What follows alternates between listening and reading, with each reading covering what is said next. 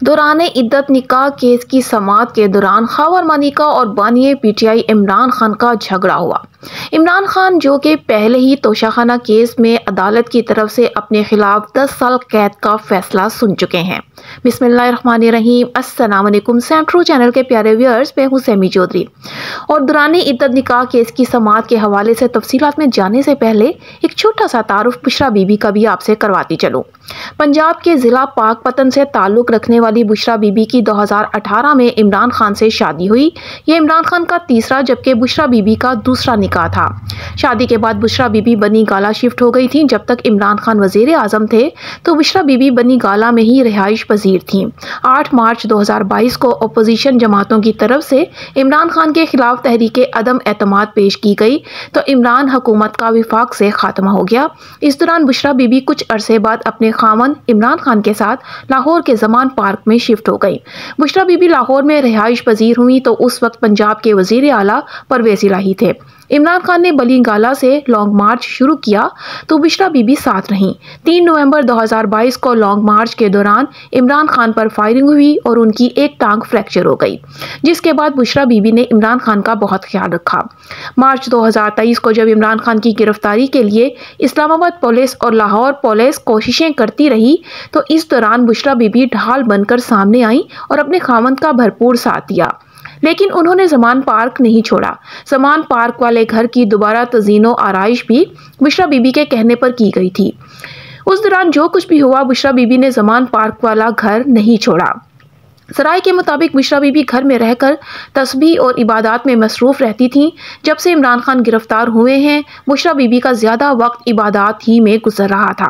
इमरान खान के जाने की वजह से घर पहले ही सुनसान था, ताहम अब बुशरा बीबी की गिरफ्तारी के बाद जमान पार्क मजीद वीरान हो गया है। एक ज़माना था जब जमान पार्क के बाहर मेला लगा रहता था, लेकिन अब ना बाहर कोई रहता है और ना ही अंदर कोई रह गया है। चंद मुलाजिम हैं जो जमान पार्क वाले घर में अब भी मौजूद हैं। बुशरा बीबी को तोशाखाना केस में 14 साल कैद बामुशक्कत की सजा सुनाई गई है।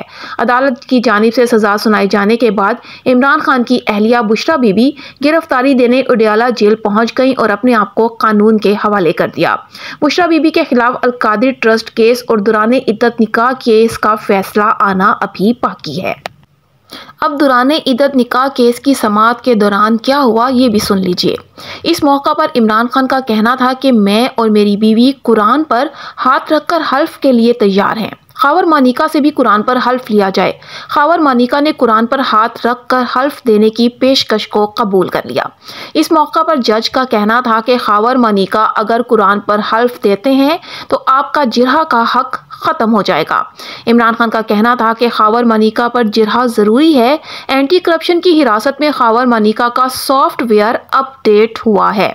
मैंने बुशरा बीबी को निकाह के दिन देखा, कुरान उठाने को तैयार हूँ। ख़ावर मानिका ने बानिए पीटीआई को जवाब देते हुए कहा कि तुम झूठ बोल रहे हो, खुदा से डरो, तुमने मेरा घर बर्बाद किया। इमरान खान ने अदालत से कुरान पाक पर हल्फ लेने की जिद की, जिस पर अदालत ने बानिए पीटीआई से कहा कि हल्फ लेने के बाद आपका हक के जिरहा खत्म हो जाएगा। अदालत ने ऑर्डर लिखवाया कि कुरान पाक पर हल्फ लेने पर मुल्जिमान का हक के जिरहा खत्म होगा। इस पर बानिए पीटीआई हल्फ लेने से मुकर गए। उनका कहना था कि हम हल्फ भी लेंगे और जिरहा भी करेंगे। अदालत का कहना था कि आप हल्फ नहीं ले सकते, आपने गवाह से हल्फ लेने की ऑफर की है। अदालत ने बानिए पीटीआई की ख़ावर मानिका को हल्फ की पेशकश को रिकॉर्ड का हिस्सा बना दिया। जिरहा के दौरान बानिए पीटीआई से तल्ख जुमलों के बाद ख़ावर मानिका अदालत से बाहर चले गए। वापसी पर ख़ावर मानिका ने बुशरा बीबी के वकील उस्मान गुल से कहा कि ऐसे सवालात कर रहे हो जैसे अनपढ़ हो। वकील ने गुस्से में जवाब दिया कि मैं तुम्हें उठाकर बाहर फेंक दूंगा। ख़ावर मानिका ने कहा कि वकील पीटीआई के एक्टिविस्ट बने हुए हैं।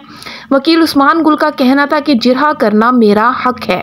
जज का कहना था कि अगर आप गवाह को मुक्का मारने की कोशिश करेंगे तो जिरहा कैसे चलेगी, हम मोहब्बत से चल रहे हैं, सख्ती पर मजबूर ना करें। अदालत ने उस्मान गुल को जिरहा जल्द मुकम्मल करने की हिदायत की, जिस पर वकील ने कहा कि अदालत नहीं कह सकती कि जिरहा 15 मिनट में मुकम्मल करें।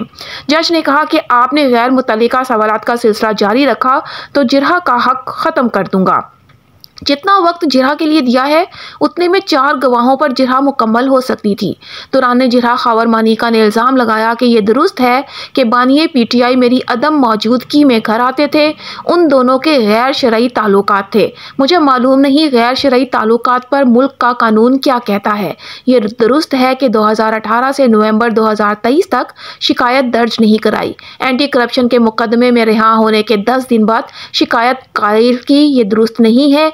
मैंने शिकायत एस्टेब्लिशमेंट के कहने पर फाइल की। ये दुरुस्त नहीं है कि बुशरा बीबी ने इद्दत पूरी करने के बाद निकाह किया। जिरह के दौरान खावर मानिका आबदीदा हो गए।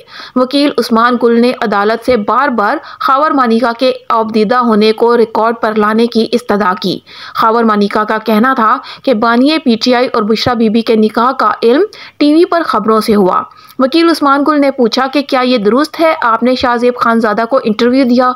खावर मानिका ने जवाब दिया, जी बिल्कुल दुरुस्त है, मैंने इंटरव्यू दिया।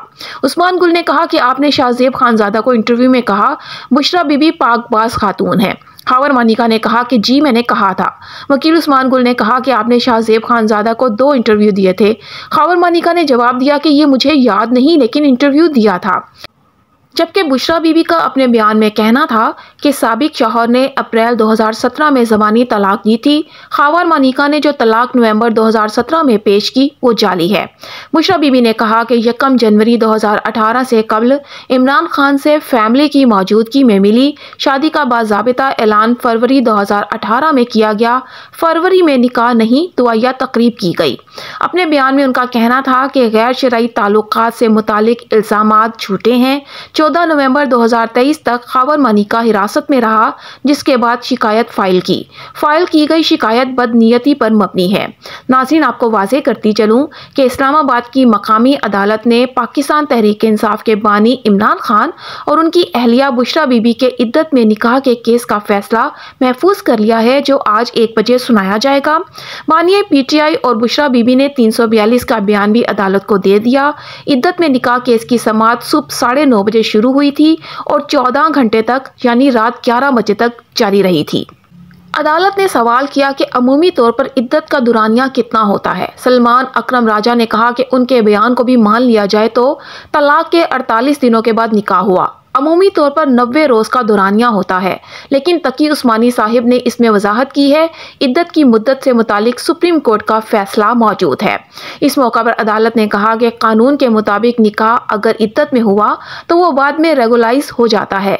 अगर निकाह बाकायदा भी नहीं होता तो उसमें जुर्म क्या है। बादिज़ा अदालत ने इद्दत में निकाह केस में ट्रायल कोर्ट को गवाहों के बयानात रिकॉर्ड करने से रोक दिया।